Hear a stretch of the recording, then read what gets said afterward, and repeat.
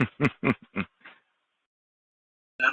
right, guys. Welcome to ClueCon Weekly. Today is July the 27th. Only about a week and a half to ClueCon. So we've got part of the team on the road today. Brian, Kathleen, William, they're headed up to meet with Tony. They'll be joining us here in just a second. And we also have Chad Hart of WebRTC Hacks and Voxbone. He'll be joining us here in a few minutes to talk about some of the things that that he's had the opportunity to do with WebRTC and some of the other cool stuff that you'll find out about WebRTC. So y'all stand by for that. Brian, how's it going on the road over there? Going great. It's been a nice, stable, fun trip. I've driven the entire way thus far. After this call, William's going to take over driving to our destination campsite, which is we're across the street from Six Flags near St. Louis tonight. We're not going to go because it's too hot. Not going to happen. Looking forward. Yeah, we're looking for barbecue. Definitely going to do barbecue. That's on the hit list for sure. So that's William said we have to. Yeah, you have to while you're in St. Louis. You should be able to find some good spots near the campsite for that. So we've got ClueCon coming up here in just over a week. So what's the latest on that from the Brian West team? Well, everything's falling into place. It's nice when a well-laid plan comes together and things start falling into place. It's great. I got some last-minute people coming in to register, which is great.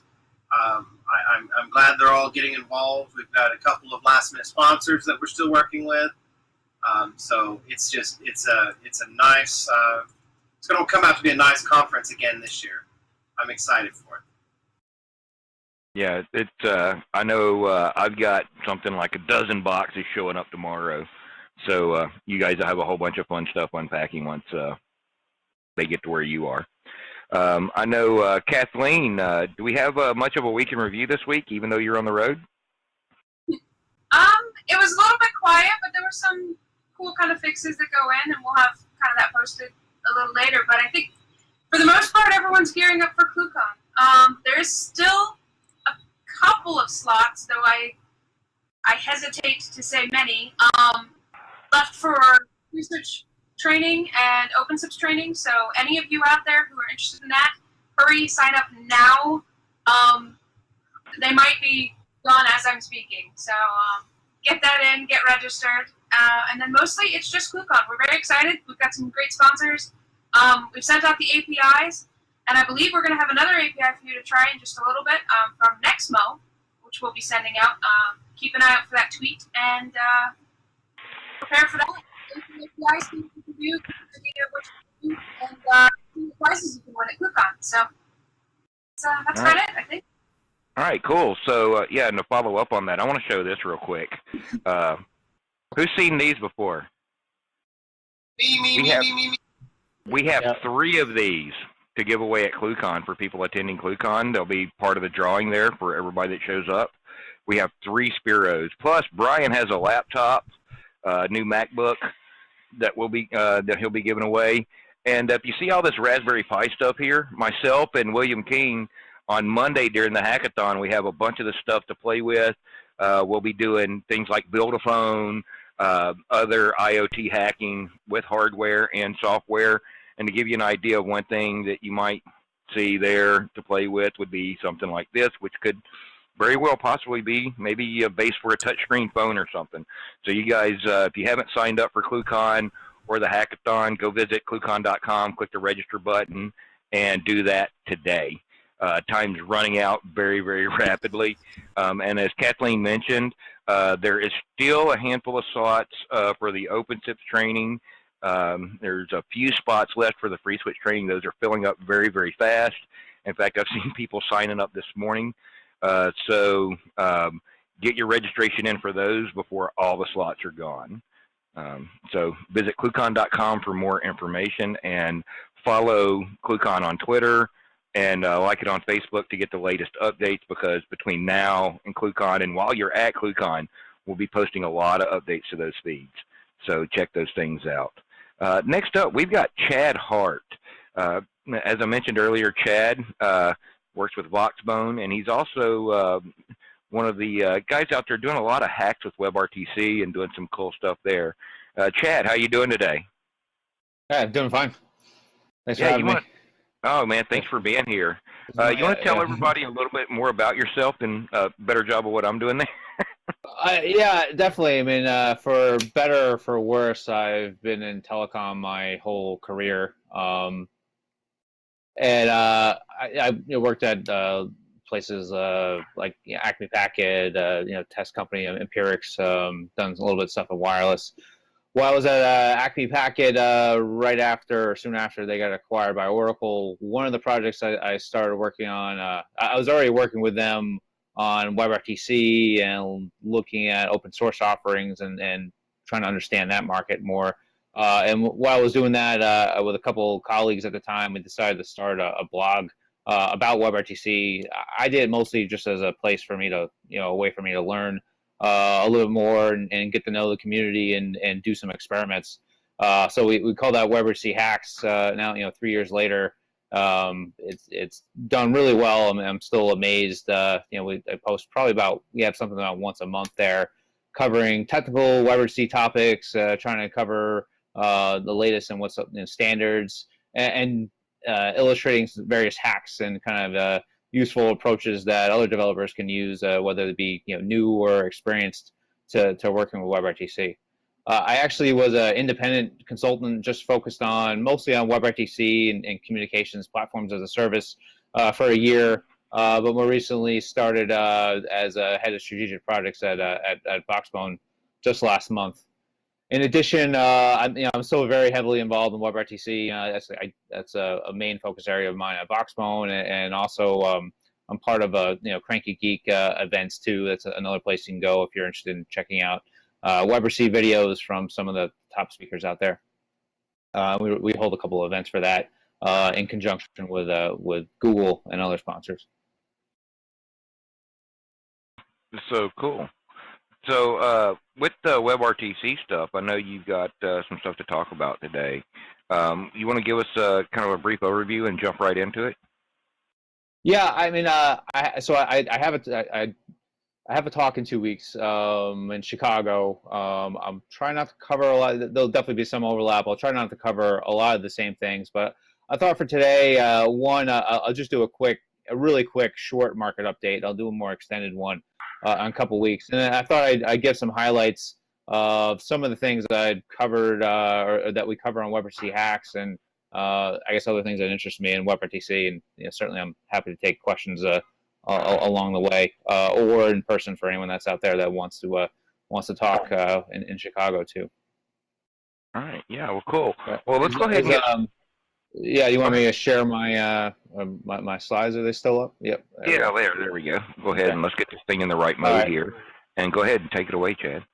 All right. So maybe I'll just start with a quick market update. And usually some of the first questions that get asked is, how's WebRTC doing? I could say overall, WebRTC is doing great. Maybe to the point where some people might think it's boring. Certainly not people that are just starting to play with it. There's a lot of room to go. But in general, WebRTC in the web, at least, is doing pretty well. It's had very solid, coverage from Google and from Firefox. Microsoft is really coming around and doing a lot there. I'll talk a little bit more about that. But the kind of the big missing piece has always been Apple and what's Apple doing and with Safari, right? And in WebRTC Hacks, we've had a bunch of different blog posts about dealing with Safari and what to do with that. And one approach has been to use a plugin from a company called Temesis. They actually have a freely distributed plugin that you can use to make WebRTC work in Safari. That's one approach. The process of going and installing a plugin is, at the end of the day, it's always a pain in the butt. You're going to lose users. And one of the great benefits of WebRTC was supposed to be it's just in the browser and just works, and you don't have to install plugins. And one of the bigger challenges with Apple specifically is not just Safari, because if you just look at Safari and Safari usage, overall, in terms of overall browser share, it's not that great. Certainly, Safari browser usage is much more, much more popular on OS X devices. But really, the big problem comes in on Apple iOS devices, right, where Safari ends up being has a much larger share on iOS, those devices in other areas. And the other real pain in the butt about Apple on the way they do things is they don't allow you third-party browser vendors to basically bring their own code, right? So if you want to have a browser, like if you're Chrome or Firefox on iOS, you actually need to use their rendering engine, which is known as which is powered by WebKit, right? And that does not support WebRTC. So it means even though Google is, basically the founder, the big advocate and promoter of WebRTC, and that Firefox has been a big proponent, you can't make Chrome work with WebRTC on iOS on Chrome browser, right? So that's a real problem, and that actually won't be fixed. It's against their terms of rules to try to address that. Although some people have, I think some of the size of Google can't get away with that. But the root of it is that Apple needs to either change their policy. You need to implement a native mobile iOS app, and I'll talk a little bit about that. Or you have to wait for Apple to come around and support WebRTC, within their WebKit rendering engine, so you can get it to work. Now, the good news is actually Apple's been hiring, or was hiring last year. This is actually from last October, November, hiring WebKit, media people to focus on WebRTC. Those job posts are down. I assume they're closed. And even better news came out several months ago is that they've announced that within WebKit, at least, again, this is the project that feeds into Safari to make that acts as their rendering engine. WebKit actually has WebRTC in active development, and they're doing work there. So, and this is really good news, I think. So it means Apple is definitely going to support WebRTC. So the next question just comes to, when are they going to support WebRTC? I don't think there's anyone outside of Apple and probably a relatively small group of people that knows exactly when WebRTC will show up in Safari, and when that's going to roll out, and when it'll show up in iOS. But at least it's in the works, right? And that's again, really good news. So, and then the other big previous holdout was Microsoft, right? And I know Bernard and Sijun had a really good talk on one of these weekly calls a couple months back, and gave a lot of updates. So I'm not going to go into a ton of detail on what's going on there. But for anyone who missed that talk, one of the things Microsoft historically, and some people I think misconstrued or misinterpreted their intentions, but Microsoft has always been behind this object model, which evolved into what's now known as ORTC. And I'll talk a lot more about this in 2 weeks and what ORTC means in terms of standards and the future of WebRTC. But Microsoft's initial deployment and usage was around this ORTC flavor of WebRTC, and they did that in their new Microsoft Edge browser, right? And they've announced that they really have no intention of adding any new major capabilities or features to Internet Explorer, and in fact, they've deprecating any version of Internet Explorer before 11, right? So the future of the web browser at Microsoft is clearly Microsoft Edge, right?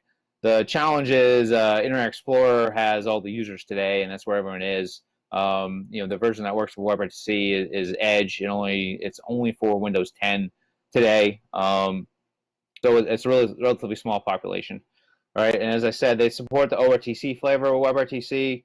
It turns out if you use the standard adapter JS that's available out there, one of the my cohorts at WebRTC Hacks, Philip Hanka, actually was able to get WebRTC to interoperate with ORTC pretty quickly via the adapter JS at least for audio. Keep in mind there is some codec differences there.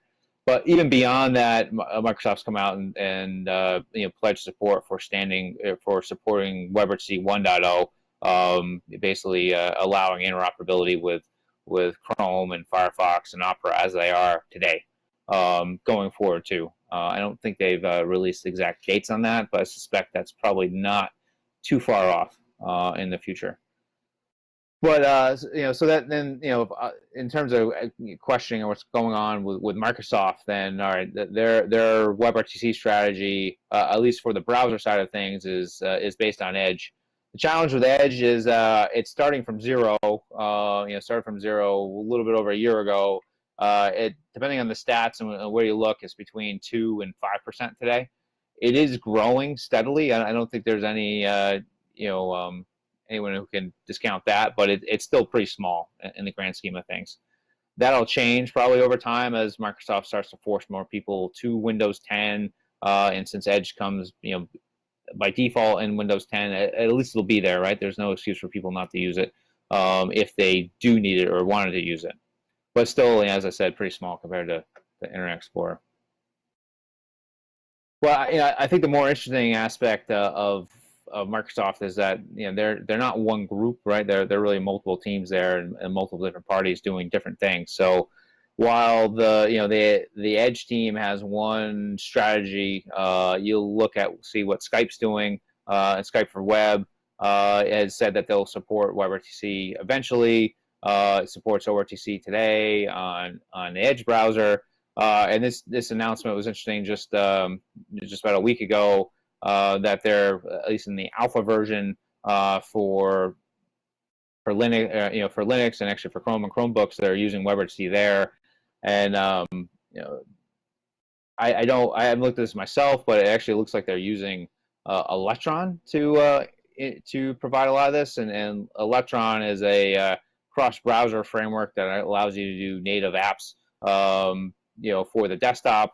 And Electron actually uses the Chromium build, so it's pretty interesting to see that they're even though they have this Edge media engine, they're, at least in some cases, looks like they're making use of Chromium and the work that Google's done for WebRTC to make it work there. So I think the key interesting takeaway there is that they don't necessarily have one singular technology strategy for how they're going to do things. I mean, at the end of the day, they're doing a lot of different things to get real-time communications and web-based real-time communications with WebRTC out there via multiple paths. And here's just a link to this. A lot of the information here is probably gives maybe a little bit more detail or more context on and a lot of the same discussion topics that Bernard and Suzanne talked about here too. But they gave a great kind of extended QA for developers, which is a good reference if you want to see something in written form there. And then if you look in terms of WebRTC adoption, I mean, there's a lot of users, and I'll talk about some of these, but the biggest, some of the biggest users on the web out there are the social networks, right? And if you look at those, 3 out of 5 of those today utilize WebRTC in some fashion. I'll talk a little bit more about Facebook. WhatsApp doesn't use it for everything, but it has some applications for it. The Chinese social media networks, Tencent and WeChat, I probably don't read Chinese well enough to be able to really dig through everything to see. That does have some public statements saying that they're evaluating WebRTC at least. I'd be surprised if both of them didn't incorporate this at some point, and perhaps they already have. And Google, obviously with Hangouts and a bunch of other projects. Some of those I'll talk about is a huge WebRTC supporter and really pushing the envelope there. Not only with Hangouts, but with their future app that's coming out, Allo, or I should say Duo too. So we talked a little bit about WebRTC on the web, right? And WebRTC has the web name in it, but it's important to remember that WebRTC is a web and internet standard, right? It's standardized by the W3C and the IETF out there, but it's also an open source code base that anyone can go and take and build into their apps, right? Through WebRTC.org, or if you prefer an alternative implementation, Ericsson has Open WebRTC, and other vendors are free to go and take that code and fork it and build it how they like into their own native apps, or work with a third party who will help do that for them, via an SDK or some sort of API service, right? And really, the biggest deployments, if you look out there, they're not even on the web, right? In terms of number of users, it's really on the mobile side of things, right? So Facebook Messenger is by far the largest user out there. So Facebook Messenger, I believe they're around 900 million. I think they might have passed the 1 billion user mark on Facebook Messenger. WebRTC and the ability to be able to do an audio or video call with another user is built into all forms of Facebook Messenger, whether you're using on the web, as part of Facebook portal, or as part of their apps, or as part of the standalone Facebook Messenger app. It's just there. It's pretty good. And I don't have the newer stats, but from what I heard, this is probably close to a year ago, or late last year. I mean, they were over 100 million minutes a month, and I'm sure they're probably several times that now, since it was a relatively new service then that they haven't really pushed, and they have a lot more users now. So if you're asking me who's the biggest user of WebRTC that's out there today, it's got to be by far Facebook. I see it. It's a hard time for anyone else to be tough for anyone else to kind of beat the type of volume and reach that they have now. Google is certainly a pretty big part of what Google's been doing. Part of as part of Hangouts. I mentioned this will be part of their new video communication service, Duo, coming out soon.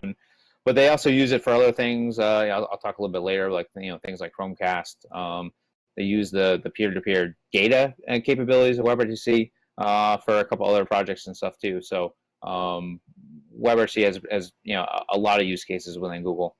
And one of the first users of WebRTC, and actually this is one of the first things that I did, or that we did as part of WebRTC Hacks, was Amazon and their Mayday service.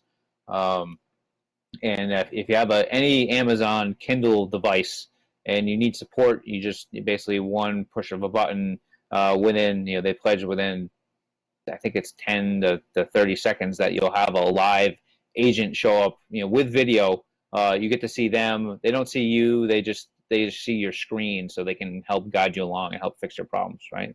And this is something Amazon was doing, way back in 2013.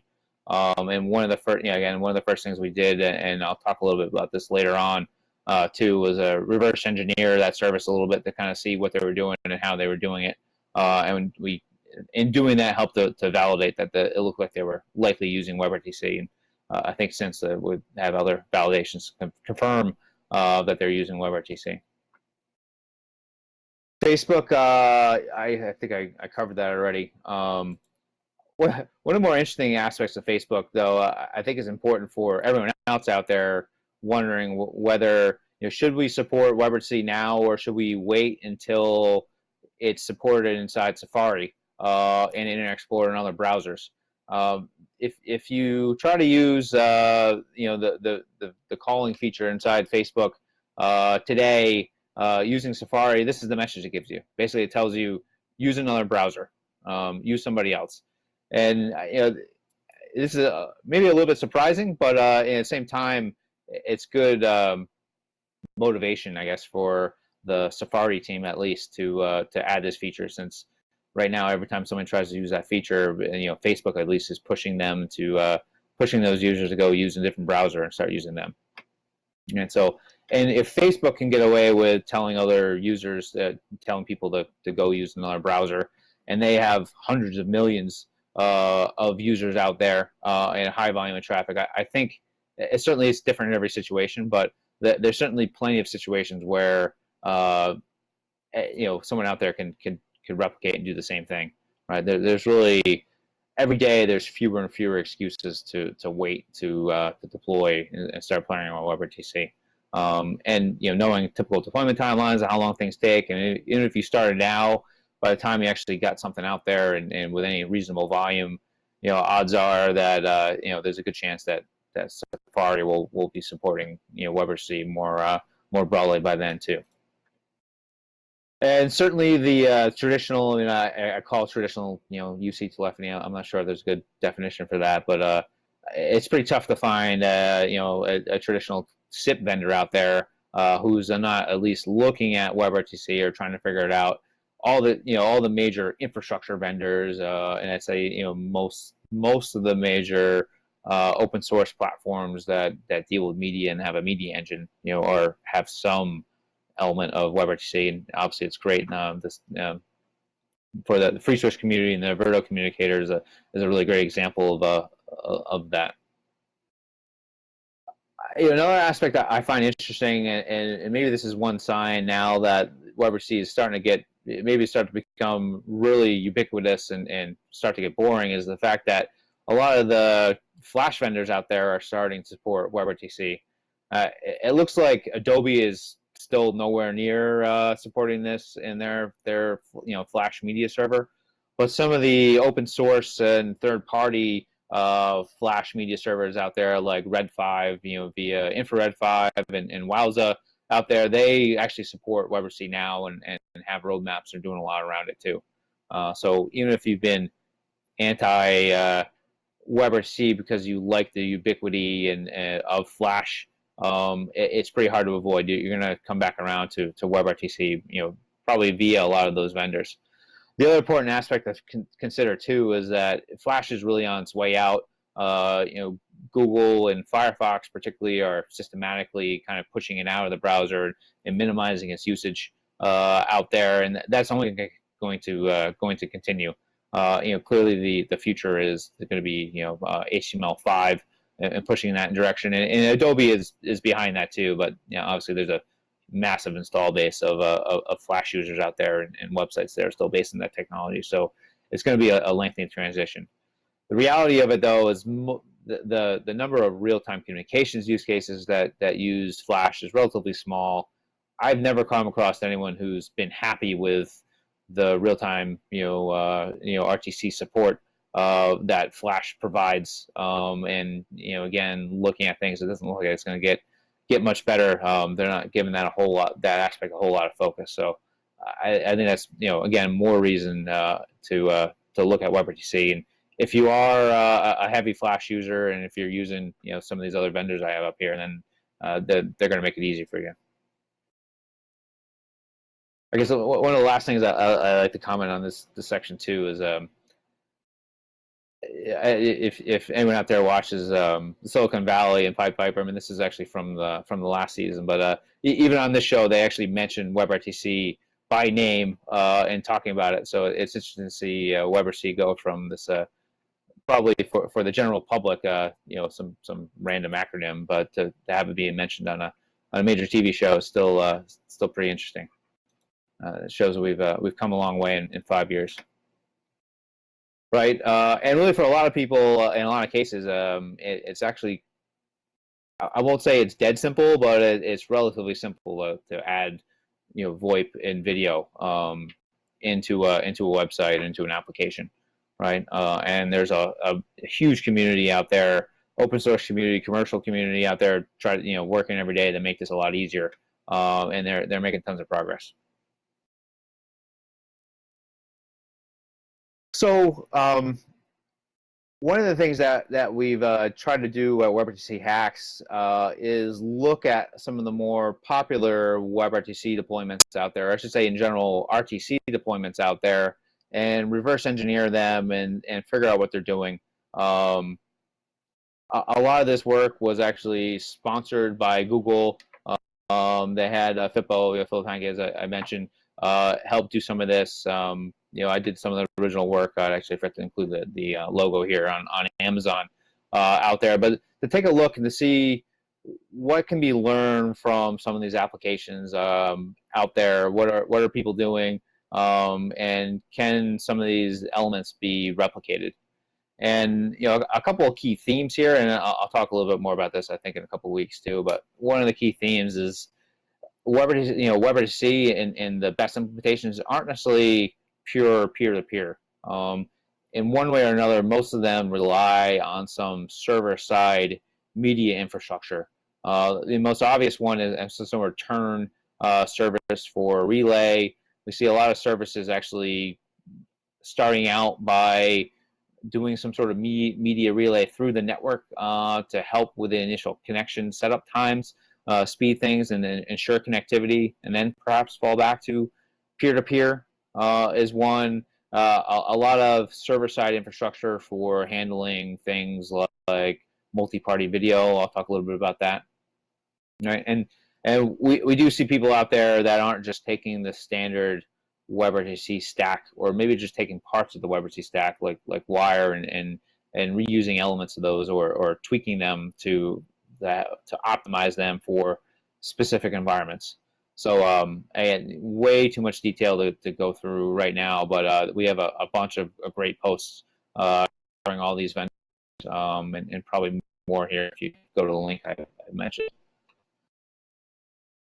And now that we're 5 years into WebRTC, a couple years into actually having some real usage data, one of the great things out there is that we start having some real world data that's really helpful and really useful.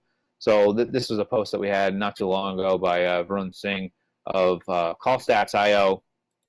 He provided some data. FIPO, as I mentioned, who's over at Appearin now, has been helping to share some of the data and analysis they have too. So previously, if you wanted to do some of this, or try to figure out best practices, or how to figure out, making some technical engineering decisions on your deployment, you either had to go and reverse engineer other services, what we did, or you had to guess, right, or find out the hard way. One of the real exciting things about, I think, WebRTC today is that there are a lot of existing deployments out there, and people are sharing their data and statistics and data, and you can make wise choices now based off not just guesses, but actually other people's data, right? And there's enough context where you can start to apply some of that to your own unique situation to help you get to market and help actually get to good deployments faster. All right, so you see here, I mean, a lot of good data. Again, I won't go through all this, but this is all the sort of some of the things that we have on WebRTC hacks that we've been providing. And now that it's relatively easy, I say not all the easy stuff is done, but a lot of the easy stuff in terms of grabbing a camera, a microphone, and sending real-time media to another party. Again, I'd say is relatively simple compared to how things were pre-WebRTC, and moving in a direction of getting more simple. I've been very interested in looking at things that what are the non-simple things and the more complex elements that have yet to be really figured out that could be really interesting application areas going forward. And I lump a lot of these into a category called super media, right? Where anything where you're taking a media stream and trying to amp it up or do something that's just beyond just sending it from point A to point B. I call that kind of the super media category. And one of those areas is augmented reality.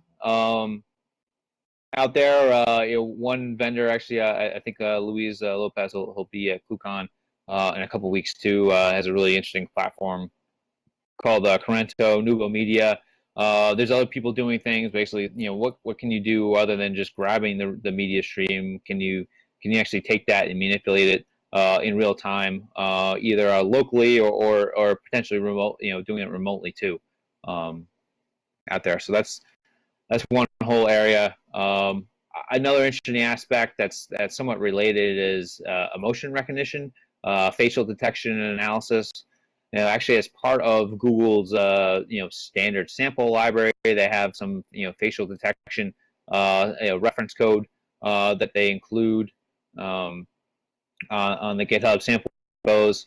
There are a growing number of tools and ability using open source platforms like OpenCV to go out there and make doing some of this stuff a lot simpler.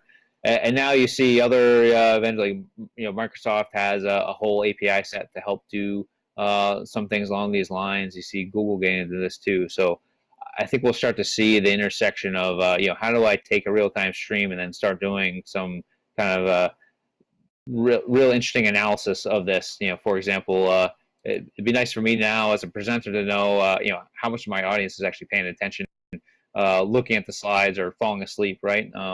You can take data indicators and cues like that if you can do it in a way that's not going to be too creepy and invade privacy. But I think there's a lot of potential for applications like that, and this stuff is just, you know, again, getting easier to do, both as WebRTC matures, but also as some of these other you know, augmented reality, emotion recognition, kind of computer vision systems get better. It's also interesting to see that WebRTC has uses beyond just you know, person-to-person video calling. So another at least another big deployment out there is through Comcast and their Xfinity service. And if you have one of their newer you know, X1 set-top boxes, it actually allows you to you know, from an app, you know, in your phone, to actually live stream to your TV. And it's interesting. It's one way stream in this case, but it's an interesting use case, since at least within the markets that Comcast serves, and I believe they're trying to expand this to some of the other cable operators, or they're looking to do similar things. But you know, the ability for, you know, say your grandma is probably not going to go out and download the newest WebRTC app, but she might have, you know, she probably has a TV and set-top box at home. It's set up to be pretty easy to use.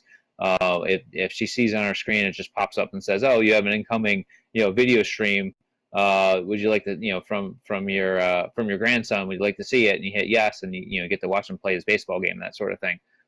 You start to see WebRTC being used in a lot of these scenarios, beyond just kind of the traditional talking head app. So that's where, you know, I find this real interesting. And along the same lines, yeah, I talked about screencasting in Chromecast with Google, and they're actually extending to do more of this out there. But the exact mechanism of how they're doing this is, you know, I'd love. I wish I had more time to do a kind of a black box exploration, reverse engineer to see how they're doing this. But we do know that it seems like they're using at least part of the WebRTC engine and the VPA codec to, at least in some circumstances, to work with Chromecast. Like when you're sharing a tab from your computer to a Chromecast device that's to a TV, for example, or your desktop, that sort of thing. That's all using WebRTC underneath, right, in a non-traditional way. And one of the this was a, you know, SFU, or selective forwarding unit, is a newer form of a media server that actually takes incoming video streams and forwards them on to client elements. This is really, it didn't originate with WebRTC, but really it's kind of really matured quite a bit, this architecture and this concept of an SFU versus an MCU, where you're doing, you know, you're mixing server side, which I believe this is probably how FreeSWITCH does it today. But you know, moving from that approach to doing more of a forwarding, you know, approach, so the SFU itself doesn't have to do the heavy lifting of decoding and re-encoding the video, rather than just it just forwards the packets on, right, or forwards on some of the packets. And the SFU architecture is really, one, I can say it can be quite complex. There's a lot of room for how things can improve here, and there's a couple different mechanisms for how SFUs work and how they forward on video. We again, these are all topics that we cover a lot on WebRTC Hacks, but you know, the mechanisms is known as simulcast, and this is how Google Hangouts works, where you're sending actually multiple, each user sends multiple streams, usually a kind of a smaller, you know, lower frame rate thumbnail view, and then a second higher bit rate one. So if we're in a presentation like I'm doing now, you probably care about having the higher resolution stream, you know, for my presentation, but my little thumbnail up in the corner, you probably don't need to have the full HD, you know, me sending a 1080p stream for that at 30 frames per second, right? That's kind of a waste of bandwidth. No one needs to see that quality of video in there or potential, right? So SFUs have really started to emerge and as a category. The first probably open source project around here was Jitsi out there, but we're starting to see other projects emerge for SFUs. And one of those is Janus, and actually one of the services that just recently started supporting WebRTC is Slack. And actually, we have a couple posts actually covering how Slack works, but Slack is actually using another open source platform known as Janus to help do some of this, where it can actually act as an SFU video router here on the paid version. So it's interesting to see some of these concepts go from I guess theoretical and discussions in the standards bodies to actually being deployed in my major, at least high-profile deployments, like Slack, for example. And again, a bunch of other links here on SFUs. If you just go to WebRTC Hacks and click on the SFU tab, search for it, you'll come across a lot of things.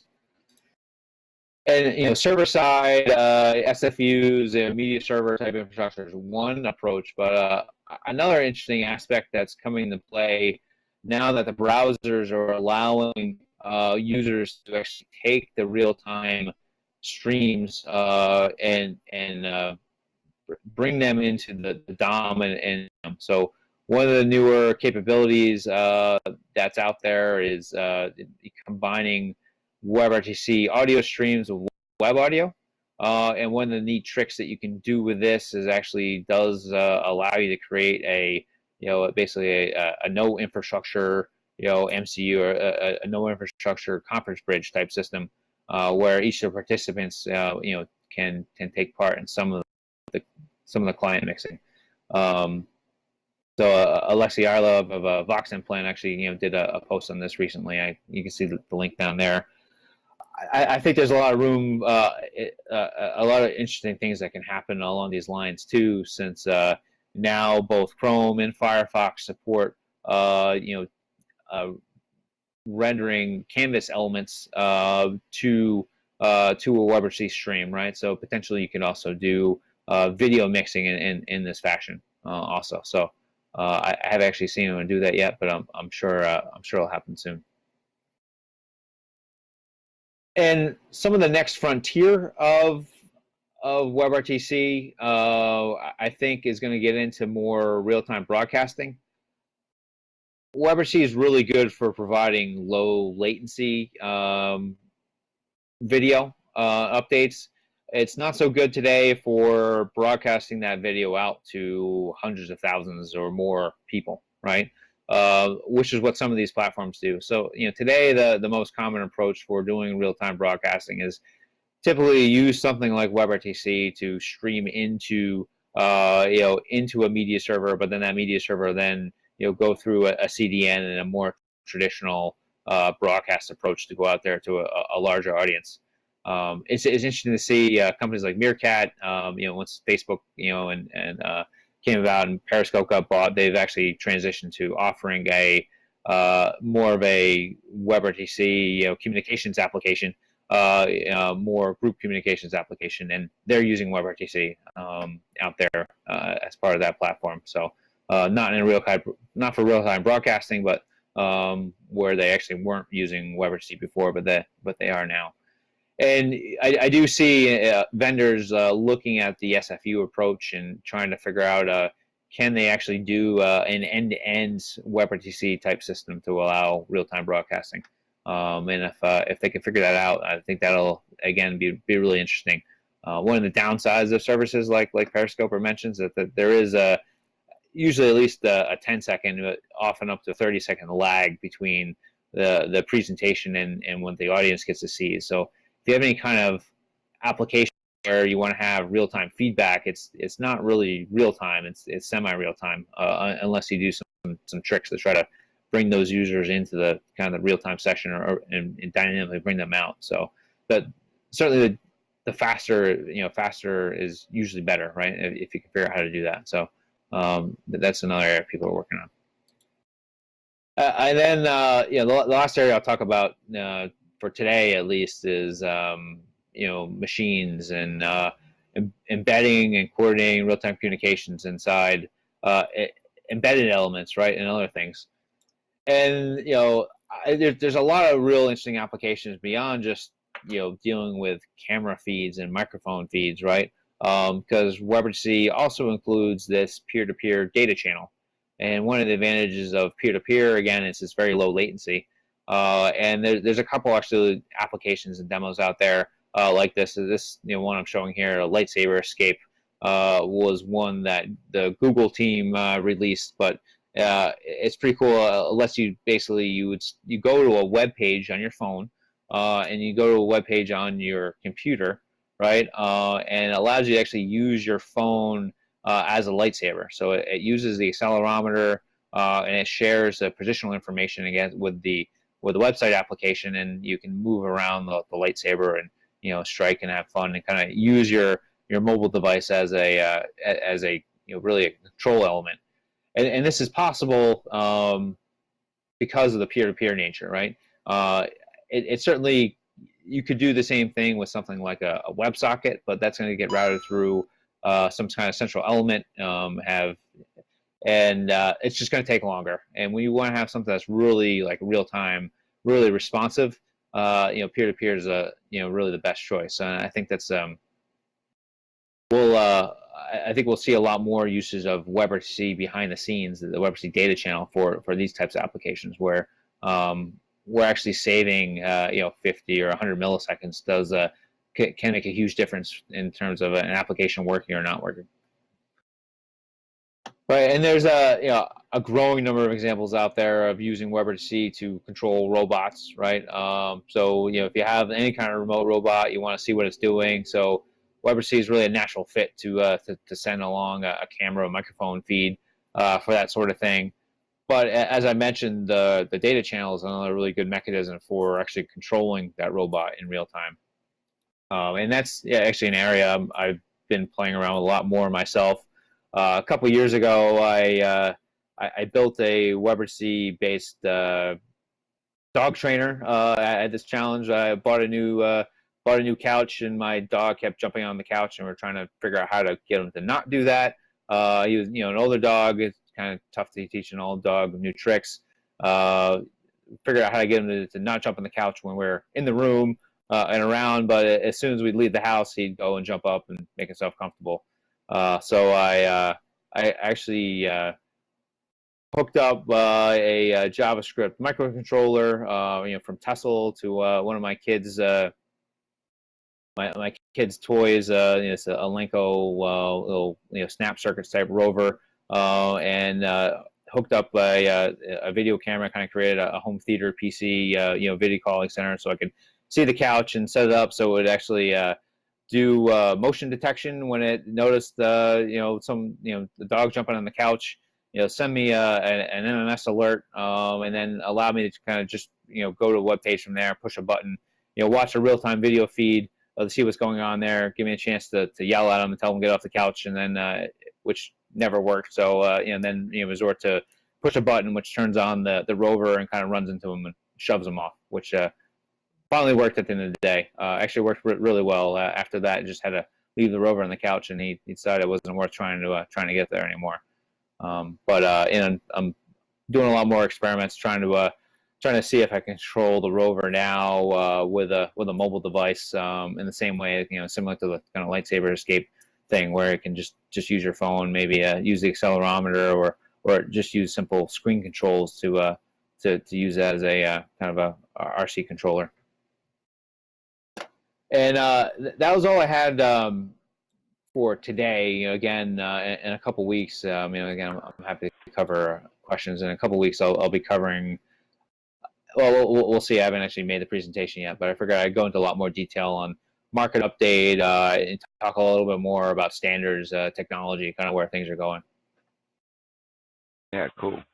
Yeah, so Chad, the one thing that I noticed was I want to switch screen modes here real quick, and but you were talking about the robot, stuff here, and I just wanted to get up here on screen and do a little change because you kind of tickled something that I've been working on. If you can see the feed here. So this is actually a robot driven by a Pi, and you can control it with WebRTC. You might see a little more of this in a couple of weeks. All to go south, but so yeah, it's just a little robot kit, except the software running on it is FreeSWITCH, and you can control it from your iPhone via browser. Cool. I see that's a Raspberry Pi. Yeah, it's just a Raspberry Pi yeah. with the Raspberry Robot Pi hat, whatever you call it, from oh man, I can't remember who made this thing, but one of the guys designed it. It's just got a couple of little servo controllers on it and a couple of dry contact outputs. So, but mixing that with the WebRTC stuff in FreeSWITCH, cool. you can control it, and the Pi actually runs FreeSWITCH, so you can call into it and do some other nifty things if you want to. Yeah, that's cool. I've actually it's fallen apart now. I've actually moved to using a Raspberry Pi for mine too, mostly because I fried the Tesla microcontroller, but secondarily because I wanted to actually hook up a WebRTC camera feed and use it that way. And that's actually been going pretty well. I've been using I do most of my stuff in Node.js. So I've been using the Johnny 5 kind of robotics JavaScript framework as part of that to act as an abstraction layer. And I had been able to make my kids these snap circuits tools work reasonably well. So I've gone down that path. But I'm going to reach that point where I run out of physical space, or where I need to do something else where I need to start some hats to do more interesting things. Yeah, there's some really cool stuff out there that you can play with now. I mean, whether it's Raspberry Pi or whether it's FreeSWITCH or some of the other Node.js and a bunch of other stuff out there. They're just making it so easy to do this stuff. And guys like Anthony on our side, yeah. and you were talking about Bernard and the other guys from Microsoft that are working on that for Edge, and you see guys, like some of the work that's been done in Jitsi and the various places. I mean, it's just so easy to use it now. I know, just doing it here with FreeSWITCH, it's a small library, and 15 or 20 lines of JavaScript, and toss it in a browser, and you've got what we're doing here today. I mean, this UI is a little more complex than that, but it actually works really well. There is a question that I've got. Yeah. For you. It's really interesting to see how. I mean, a couple years ago, the challenge was like, how do I make anything work? And just like, what's trying to find one library or one way to make it work would like get people excited. Now, I think the challenge is like, there's tons of ways to make it work. So like, it's hard to figure out which way you want to go, like what library you want to use, like what approach. So I think that's it's exciting. There's more options out there for everyone for what you're looking for than ever before, and it doesn't seem like it's going to stop at all. One proxy I use for interest in WebRTC is the WebRTC Hacks website, and our traffic and visits hasn't gone down at all. I mean, we have something like 30 or 40,000 page views a month pretty consistently, even if we don't publish a lot of new material. So there's a lot of people not just coming back, but new people going there and discovering this stuff for the first time. So this real-time communications world is going to get a lot bigger. Yeah. So on that front, you actually just kind of hit one thing that I wanted to ask you about is you mentioned that it's not trying to find one way to do things now. There's dozens of ways to do things with WebRTC. Or dozens of implementations, whether it's something like Verto, which we have here for FreeSWITCH, which is a signaling protocol for helping tear up and set down sessions, and then you have things like SIP over WebRTC, which we support that with FreeSWITCH, but also projects like OpenShips, Elio, and a lot of other people Yep. are supporting that mechanism also. And then you turn around and you see stuff like Google Hangouts, Facebook, etc. They're all doing their own little different implementations. Do you think we'll ever see some of this walled garden walls start coming down so we can see? I mean, we're all using the same basic underlying technology. Why can't we make this compatible? I mean, it would be super nice for me to be able to just do a call from my, iOS device and say, I need to call Chad real quick, but I don't know which network he's on. Let's just call Chad, and it calls, Chad at WebRTC Hack. Yeah. So I would break it up. I mean, one of the core tenets of WebRTC was not to include signaling, but to make the signaling or to make the media plane interoperable between devices. So today the media plane is it's still got a little ways to go, right? I think when Microsoft finishes the work that they've started there, things will be in much better shape when Apple Safari come around and it's built into WebKit, right? And WebKit is well, one, I should say that there's another independent WebKit project out there, WebRTC and WebKit, that you can make WebRTC work there too. WebKit's used for a lot of browser rendering engines, a lot of Linux browsers, a lot of the other smaller, less known ones, and a lot of applications just build that in, right? So that will build it in too. So the media plane, I think the media plane issues will get worked out. There's still points of contention when you get around some of the more advanced scenarios and how to do things. I think that we're ways off on that. But on the signaling side of things, I don't see anyone. I don't see there being a standard signaling mechanism. Yeah, I know you had Matt from Matrix talk about, and that's somewhat they'd like to see themselves be, right, on how to do things. But I guess I agree with some of the founding philosophy of WebRTC to not include the signaling, because as soon as you define signaling, then you're defining the application, and if you define the application, then you're limiting the use cases, right? And actually, if anything, the direction is moving away from signaling even more. All right, and I'll talk about this in a couple weeks, but with ORTC and moving to the object model, we're getting away from SDP and the JavaScript establishment protocol, which basically mandates that you have to send SDP back and forth and use the SDP negotiation mechanisms, right? That is actually an inhibitor for some applications and use cases by itself, right? If you just have some security camera that just needs to plug in and send its stream somewhere, why do you need to have any signaling at all, right? Why not just you turn it on, it sends a stream, and then the recipient can receive it, and that's an application, right? I'm sure there's ones that can make use of that type of model, and there's other ones that we haven't thought about that are in there. So I don't think we're going to see a standardized signaling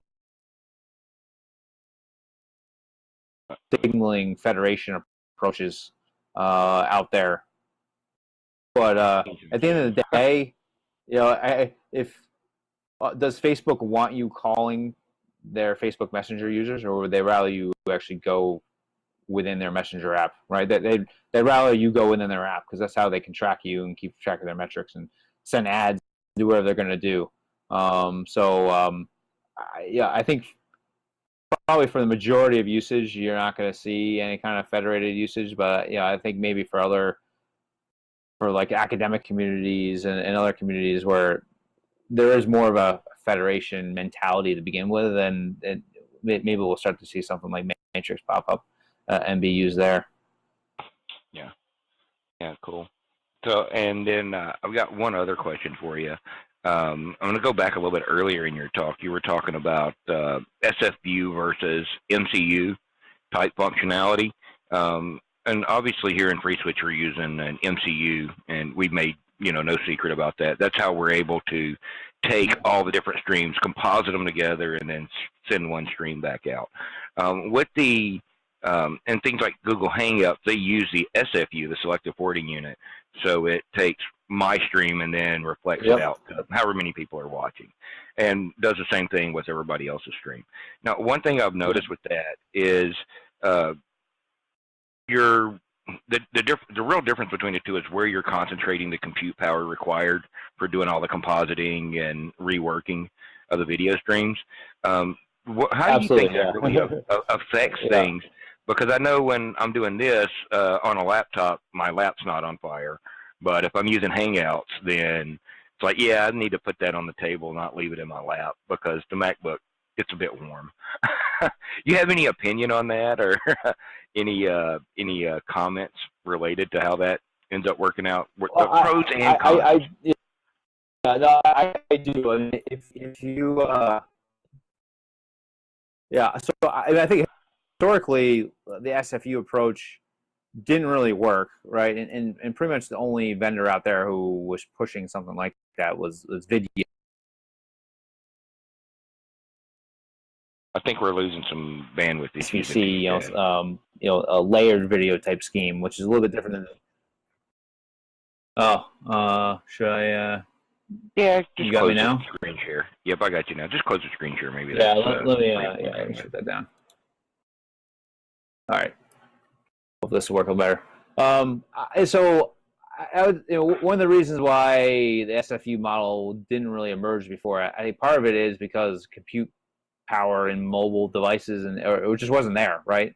You needed to have a really heavy media server to be able to handle it in the first place. Now, processing is only going to get better and faster, so it is more practical.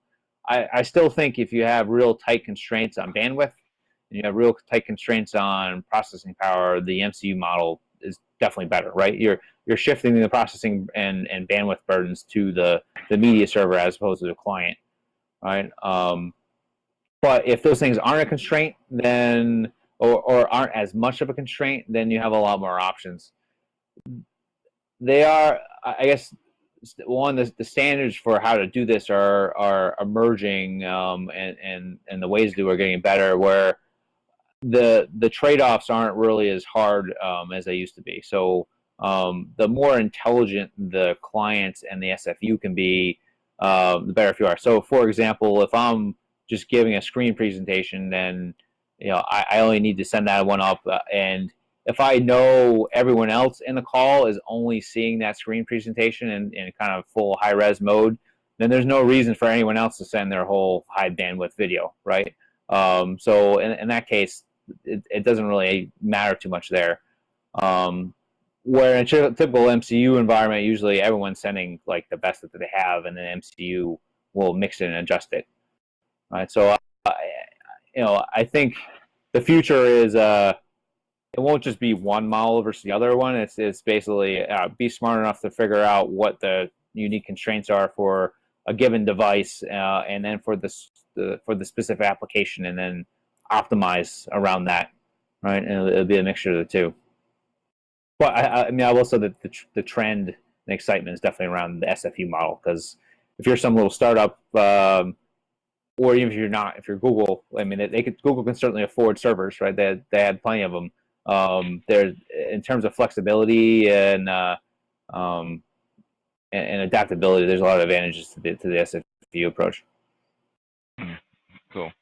Yeah, well, thanks for that. Because I think there's a lot of ongoing discussion on that, and I think we kind of agree on that. There's use cases for both scenarios, and obviously, you can do some things on the end, but it's a lot easier for us on here. Even you kind of mentioned the CV thing briefly, and we have those kind of capabilities in FreeSWITCH. I don't have a demo set up for that right now, but we can do. Tony actually set it up, to do things like put funny hats on people, which, augmented reality kind of thing, but also doing things like, are you paying attention or not to the screen? For instance, one of the demos he did was it would do facial detection. So if you're looking at the screen, your mic is open. But if you turned away, then it would mute you. Or we could do things like, just some of the basic stuff that's already in there. It's available. Yeah. And I believe here in a couple of weeks at ClueCon, we'll have some guys from ETS and CMU that'll be talking about OpenCV and some of the work they're doing with that in relation to FreeSWITCH and some other stuff. So that ought to be pretty cool. So you'll want to check that out. But anyway. I a couple of interesting things too. I guess the comment whenever you need to record, recording.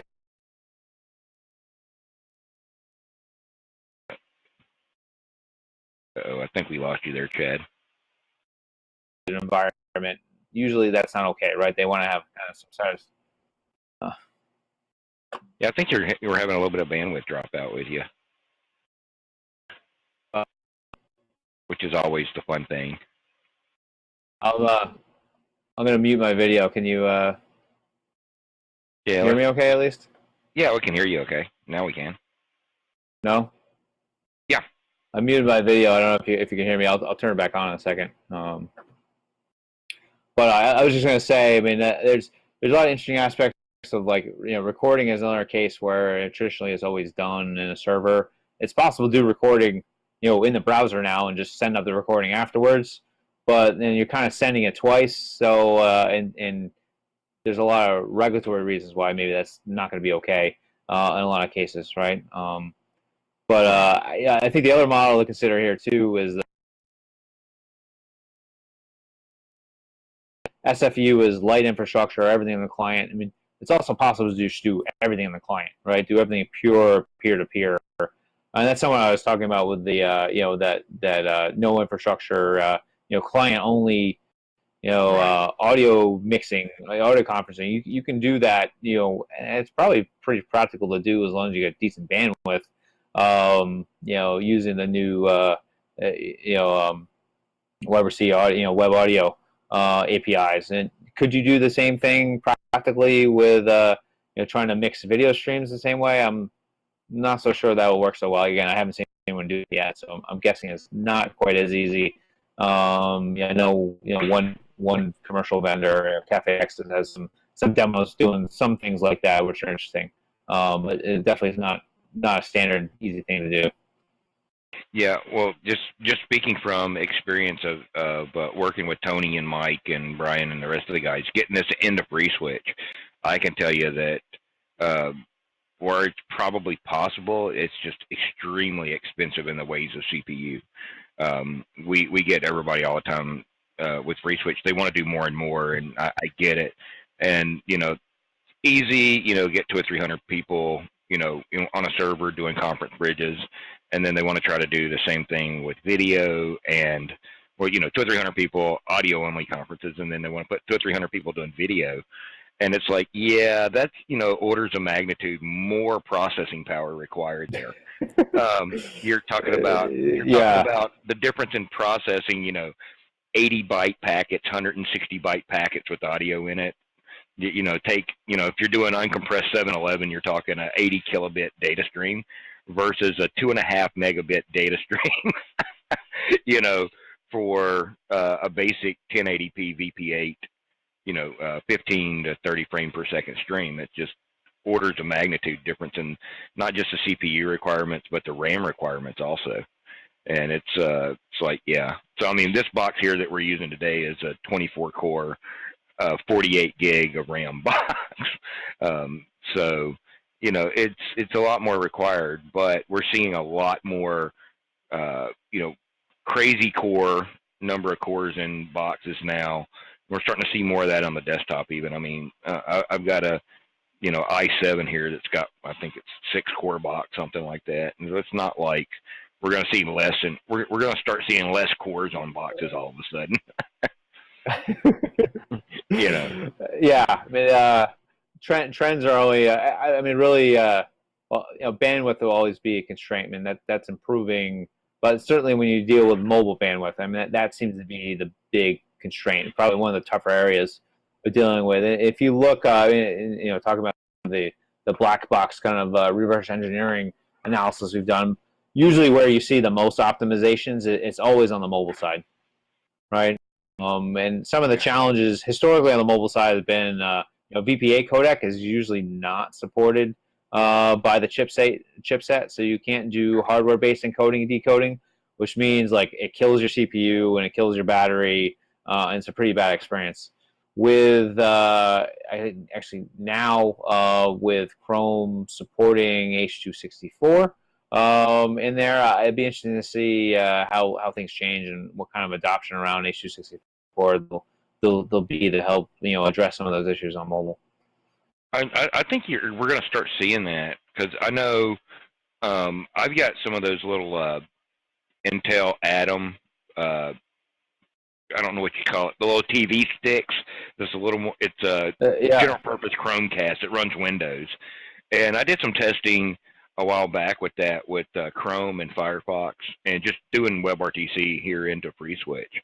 And these boxes are cheap. I mean they're dirt cheap. $100, $200. And you plug them into your TV and you go. And one thing that I did notice was H.264 on those things just worked way better than VP8. You force H.264, the frame rates got better, the resolution was better, even less compression artifacts, that kind of stuff. And just looking at the task manager in Windows, it reflected that even though this little 2-core box is not getting eaten to death, it's just better. So is that some hardware H.264 stuff in there? I'm not really sure. I didn't dig into it that much. But I mean, it's going to be interesting over time. I mean, it's not like we're getting less cores in our phones either. I mean, what do we got in the iPhone 6 now is 4 cores, and they've upped the clock speed on them. So it'll be interesting to see, I think, what they can end up doing with battery technology, because I think that and bandwidth is the chokehold on you. Yeah, and I mean there's software codecs, right, which can be implemented relatively easy, but really what you really want to put into the silicon, right, and have the hardware encoder. And everyone has H.264 hardware encoder, basically, not too many people have VP8. The more interesting battle now, I think, is kind of VP9 versus H.265 and support there and where things are going, right? I'm guessing that one of the reasons that Google finally came around to supporting H.264 after many years of not supporting it, being against it, and exclusively promoting VP8 and VP9 is because the Open Media Alliance, right, where basically the community in the world has kind of shifted towards this idea that we shouldn't be paying dollars per user or some exorbitant rates for codec licenses anymore, right? That model should go away, and it shouldn't just be catering to the patent trolls out there. So I think with that, the future is clearly for open source codecs, open source royalty free codecs in the future. Yeah, it'll take some time to get there, and I'm sure it won't be a pretty picture. And we might need to go through this whole codec battle again with VP9 versus H.265, but hopefully that goes a little bit more smoothly than the VP8 versus H.264 battle went for the last couple of years. Yeah, I hope you're absolutely right with royalty-free codecs, because I mean we still see, as an open source project, we still have codecs out there that we would like to support. They're not widely used anymore, but hey, it's a checkbox like G723. Yeah.